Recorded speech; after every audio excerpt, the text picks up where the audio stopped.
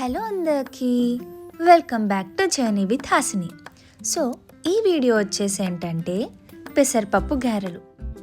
అసలు ఈవినింగ్ టైంలో స్నాక్స్ లాగా ఎంతగానో బాగుంటాయి. పిల్లలు కూడా ఎంతగానో ఇష్టపడతారు.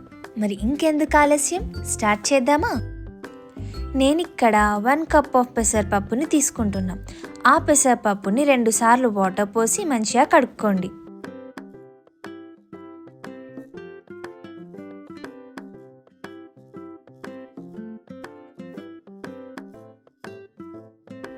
ఇప్పుడు పెసరపప్పు మునిగేటట్టు వాటర్ని పోసుకొని ఒక 1-2 అవర్స్ పాటు నానబెట్టండి.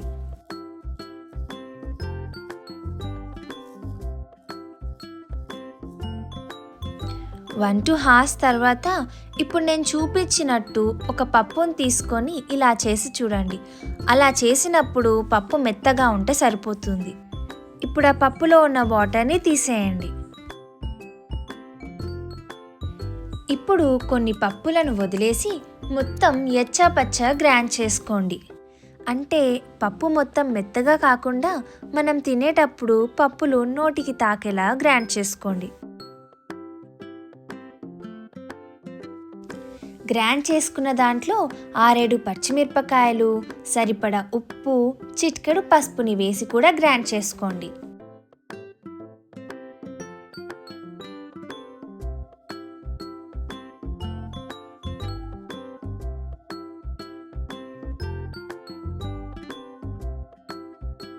ఇప్పుడు ఆ గ్రైండ్ చేసుకున్నది మొత్తం మనం ముందుగా కొన్ని పక్కకి పెట్టుకున్న పప్పులో వేసి మంచిగా కలుపుకోండి. ఇలా చేయడం వల్ల మనం తినేటప్పుడు పప్పులు తాకినప్పుడు ఇంకా ఆ టేస్ట్ అనేది ఇంకా మంచిగా అనిపిస్తుంది. ఇప్పుడు దాంట్లోకి సన్నగా తరిగిన కరివేపాకు, కొత్తిమీర, సన్నగా తరిగిన ఉల్లిపాయలు, ఇంకా 1 స్పూన్ జీలకర్ర వేసి మంచిగా కలుపుకోండి.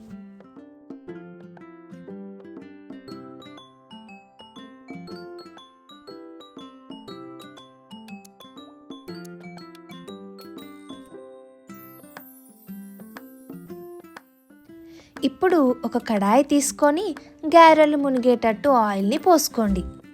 ఇప్పుడు కొంచెం పిండి ముద్ద తీసుకొని నేను చూపించేటట్టు లైట్గా ప్రెస్ చేసి ఆయిల్లో వేసేయండి.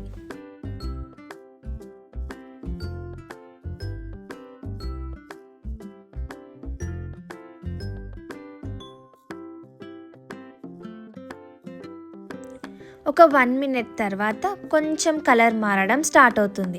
అప్పుడు ఇంకొక వైపు తిప్పేసేయండి. గారెలు అనేటి ఇప్పుడు నేను చూపించే కలర్ రావాలి.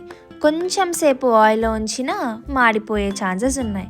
కాబట్టి ఈ కలర్ వచ్చాకనే మీ గారెలు తీసేయండి. అంతే, మీ పెసరపప్పు గారెలు రెడీ.